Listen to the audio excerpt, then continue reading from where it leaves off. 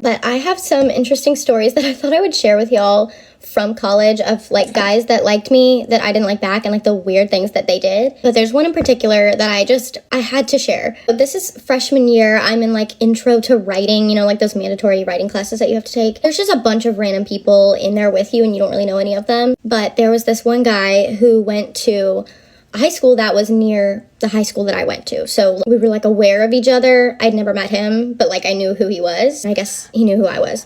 And so because of that like very small connection, I guess he saw that as like an in to sit next to me and talk to me all class. And then he started following me after class to my next class. I'm the kind of person that I don't know how to be unkind to people, so obviously I didn't want him following me. But I say that because when he would follow me after class, he would obviously like ask me about myself. And one day I noticed he was asking me like really personal questions and like asking me about my childhood and my family. And I was like, okay, this guy is trying to get way too close. I was giving like very blunt, very vague answers, trying to convey that I didn't want to talk to him. Remember how I said this was a writing class? So one day we got an assignment and it was to write a biography, like a short biography paper about someone that you admire. Most people chose to write theirs about like people that they love. Like I wrote mine about my dad. People would write about like a teacher that they had in 3rd grade that like changed their life, you know, like someone they really admire. Well, the day that we turned those in, I'm leaving class and this kid starts following me like usual. He hands me something. He hands me a paper. I'm like, what is this? And he was like, this is my biography that I wrote about you.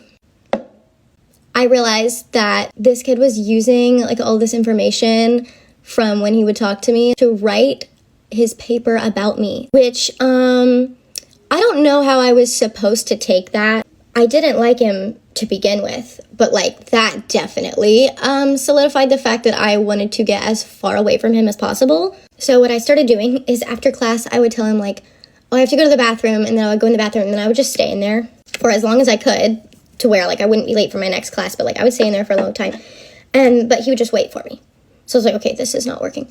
Then I had to enlist the help of a friend, and I was like, girl, you gotta meet me after my class. Act like I need to go somewhere with you. I don't even know. Just like get me away from this guy. Like I do not know what to do. But this story does have a happy ending because I guess he was not the brightest, and he ended up flunking that class, and he had to drop it. And so like towards the end of the semester, he wasn't in that class anymore, and I didn't have to deal with him anymore. So one time when I was a little girl, I let these people come in our house and take all of our furniture, and my mama beat my ass.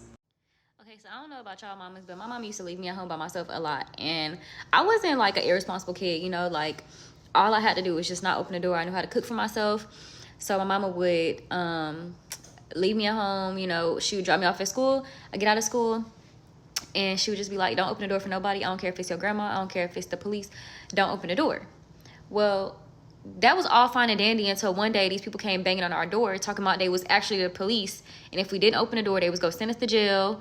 And I was at home by myself, and I was like 7 or 8 years old, girl. I did not know what the hell was going on, and I did not want to go to jail. That was like my biggest fear as a child. So I opened that door, and them people walked up in there with them blue and red shirts on. Baby, it was Rent-A-Center. I had no idea what Rent-A-Center was, and if you don't know, it's basically like a furniture store that you can like put things on consignment or rent them, and they will furnish your whole house, and you just pay a monthly payment. And I had no idea that they was about to come up in there and take everything we had, because my mama had everything in our house from Rent-A-Center. I had no idea. The couch, the TV, the entertainment system, the end tables, my mama bed, our dining room set, everything was from Rent-A-Center, and I did not know they was about to come up in there and clean us out, okay? So my mama came home, and she realized that her house was empty. You could have heard a mouse piss in that house. It was so quiet. And I was just sitting on the floor playing with whatever I had left. And when I told her what happened and she realized that Rent-A-Center came and took all of our furniture, and it was me who opened the door, girl, she had all the space and opportunity to beat my ass up the stairs, down the stairs, in this whole empty-ass living room. I will never forget that beating that day.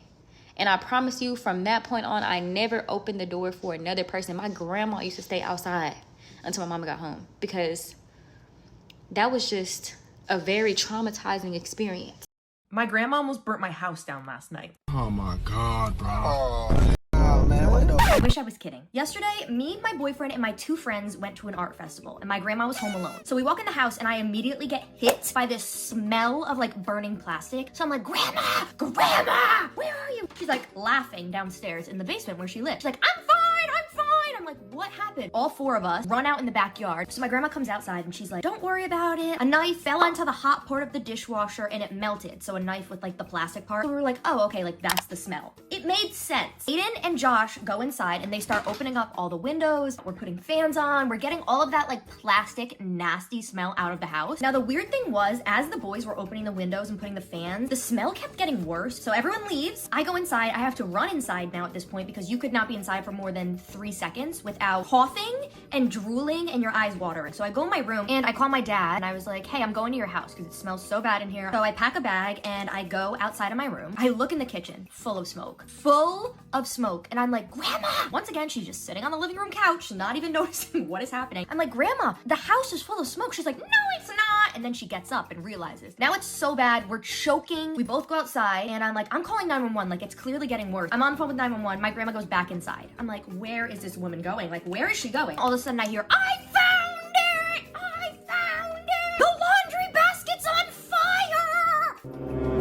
What? She's like, tell 911 not to come. Like, I found the problem. What are you gonna do? Put it out yourself? I don't even know how she was in the house at this point. She comes upstairs. I'm like, Grandma, get out of the house. I'm like yelling at her because she's not listening. So she runs out of the house. Poor thing, literally her whole face was wet with tears because of how bad it was. I was in the backyard. I ran through my foyer into the front yard. Ivy, my dog, runs out the front door. Now, Ivy does not listen. I can't see because my eyes are burning on fire. I'm literally like, Ivy, get back there. A man and a woman start coming, but they're both walking a dog. Ivy loves other dogs, but she barks at them. This man has an umbrella and Ivy starts like running at them and I'm like, she's fine. He's like, stay back.